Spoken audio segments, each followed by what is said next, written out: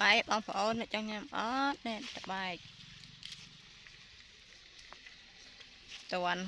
ចាស់ត្រឹមត្រូវតែចង់ញ៉ាំត្របាយឆ្ងាញ់ណាស់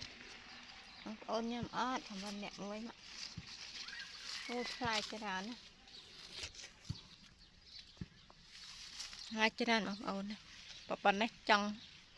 ចាស់បាត់មុនផ្លែធំឥឡូវតិចឆ្ងាញ់ទេបងប្អូនណាតឡងអត់បងប្អូន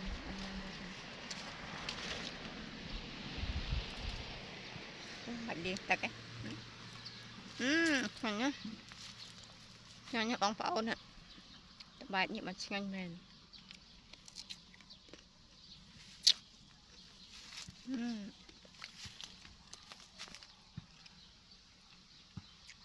ធម្មជាតិបងប្អូន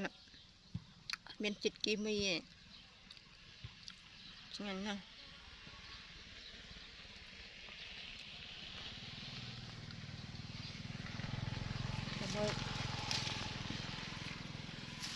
ម្លាយច្រើនបងប្អូនណា